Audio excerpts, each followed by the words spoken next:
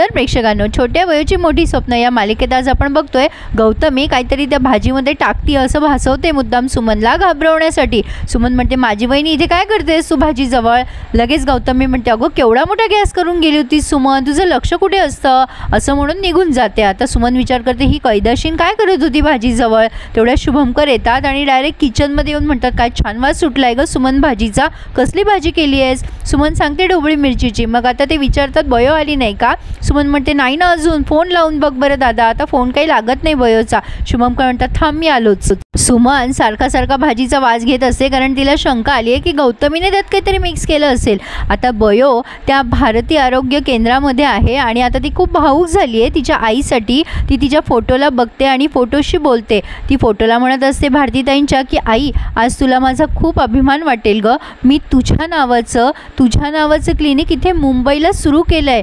आई जेव्हा आपल्या मुलांसाठी स्वप्न बघत असते ना ते सगळं खूप सुखद असतं आणि आई तू माझ्या स्वप्नासाठी खूप धडपडली आहेस, माझ्या या डॉक्टर होण्यामागे फक्त तुझा मोलाचा वाटा आहे। आता ती भारतीताईंच्या फोटोला फुलं वगैरे वाहते, नमस्कार करते आणि म्हणते आई आता माझ्या स्वप्नांच्या दिशेकडे माझी वाटचाल झाली आहे, म्हणजे पहिलं पाऊल उचललं आहे ते म्हणजे मी पेशंटची सेवा करायला घेतली आहे, ते म्हणजे या भारतीय आरोग्य केंद्रामध्ये। आई तुझ्या नावाचं क्लिनिक मी इथे काढलं आहे। बयोला खूप प्राऊड फील होते आणि होणारच प्रेक्षकांनो, खरंच भारतीताईंनी बयोसाठी खूप कष्ट घेतलेले दाखवले। सुरुवातीला मालिका जबरदस्त होती तर आता शुभमकर क्लिनिकमध्ये येतात आणि विचार करतात मला वाटलंच बयो इथे असेल। आता ते बयोला म्हणतात बयो आज मदर्स डे आहे म्हणून तू इथे आली आहेस ना, बयो मदर्स डे आहे म्हणून भावूक झाली आहे जरा। शुभमकर म्हणतात खरंच बयो या मायेमाऊलीने तुला जे काही संस्कार दिलेत ना त्यामुळे तू इथवर पोहोचली आहेस बेटा। आई वडील मुलांसाठी जे स्वप्न बघतात ना ते जेव्हा मुलं पूर्ण करतात ना ते आईवडिलांसाठी खूप मोठी गोष्ट असते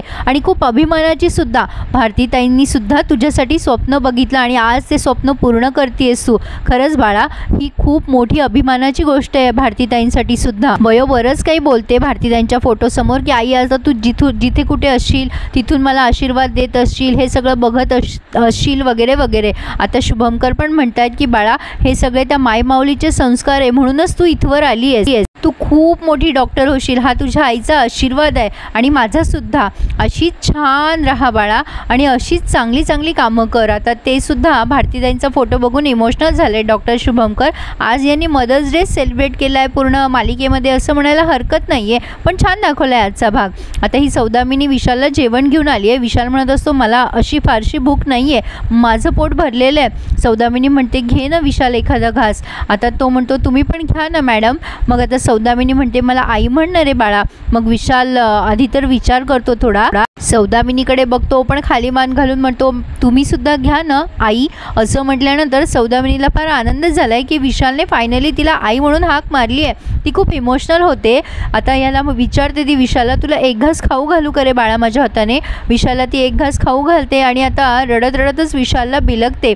विशालने हिला एक्सेप्ट केले ते म्हणजे बयोमुळे, पण आता ही त्या विशालला जवळ घेते पण मनात मात्र हिच्या काळं बेर आहे ते बयोसाठी। आता ती विचार करते झालं आता माझं हे काम, आता त्या बयोला अलगदपणे मी माझ्या मार्गातून मोकळी करणार असं ती म्हणते। आता इकडे या इराने आणि आरवने मिळून गौतमीसाठी गिफ्ट आणलंय मदर्स डेचं। आता गौतमी म्हणते अरे बाळांनो हे सगळं आणायची काय गरज होती। आरव म्हणतो मम्मा तुझ्या आवडीची खीर पण केली आहे मी। गौतमी म्हणते तुम्ही दोघं जण ना खूप हुशार निघा, हेच माझ्यासाठी गिफ्ट आहे। आता हे शुभमकर म्हणतात अगं गौतमी आपली मुलं आहेतच ब्राईट स्टुडंट। आता हे शुभमकर त्यांना काहीतरी पैसे देतात का काहीतरी पेन देतात की तुमच्या ब्राईट फ्युचरसाठी हे। आरव म्हणतो बाबा आम्ही लहान आहे का हो।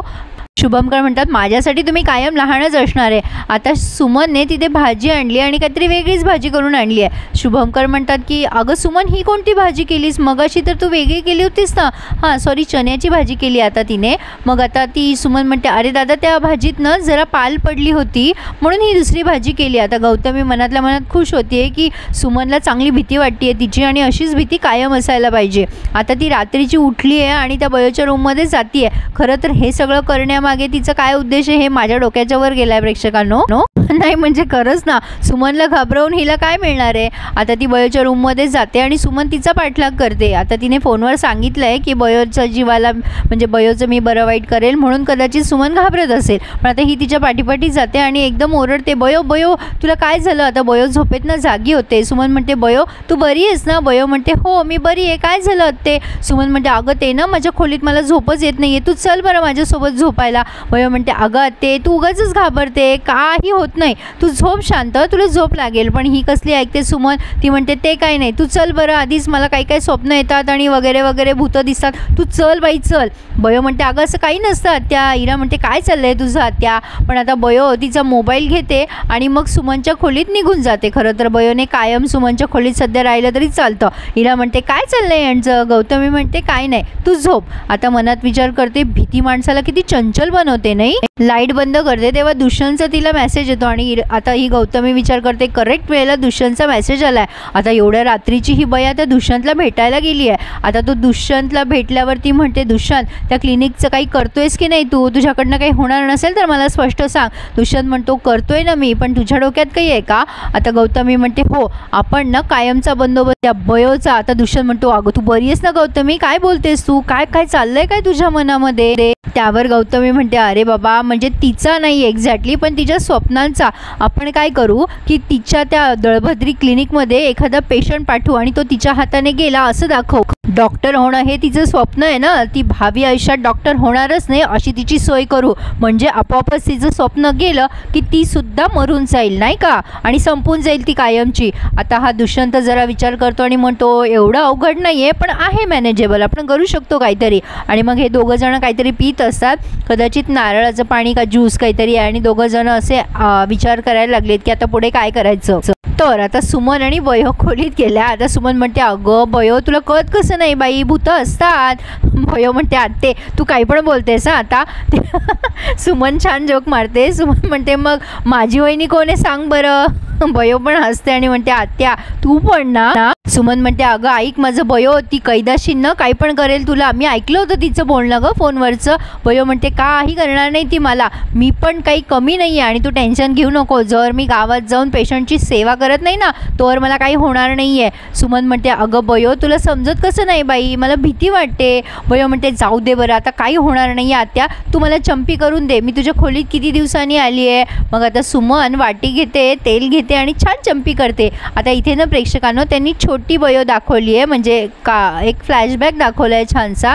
या मालिकेचा तेलुगूमध्ये रिमेक कुठल्या तरी चॅनलवर पण सुरू आहे. मला चॅनलचं नाव माहिती नाही आहे, पण प्रेक्षकांनो ही आपल्यासाठी खूप अभिमानाची गोष्ट आहे की आपली मराठी मालिका आपल्या महाराष्ट्राच्या बाहेर पण नाव गाजवते. खरंच छोट्या बयोची मोठी स्वप्न मालिका छानच आहे. तर आता प्रेक्षकांनो इथे तर त्यांनी आजचा रिव्ह्यू एपिसोड पूर्ण केला आहे, पण पुढे आपण बघतोय हे शुभमकर बयोला म्हणत असतात की बेटा तू खरंच खूप अभिमानास्पद अशी गोष्ट करते आणि तुझ्यामुळे तुझ्या आईला नक्कीच अभिमान वाटेल. आता इमोशनल होऊन ते काहीतरी बोलताय बयोशी. पण आता पुढे आपण बघतोय या दुष्यंतने गौतमीला आणि सौदामिनीला आणि पोटे सर पण एकाच कॅबिनमध्ये आहेत आणि गौतमीने तिचा प्लॅन सांगितला आहे की त्या बयोला भावी आयुष्यात डॉक्टरच होऊ द्यायचं नाही आणि तिचा काटा काढायचा. सौदामिनी खुश झाली आहे या गौतमीच्या प्लॅनिंगमुळे. बयोसोबत विशाल असताना यांचा प्लॅन सक्सेसफुल होणं अशक्य आहे. पण आता बघूयात पुढे काय काय घडतंय ते. सॉरी जरा आज उशीर झाला, पण रिव्ह्यू आवडल्यास लाईक करा आणि हो चॅनल सबस्क्राईब करत आहात ना, सबस्क्राईब करून ठेवा कारण नवनवीन मालिकांचा खजाना येत आहे. धन्यवाद.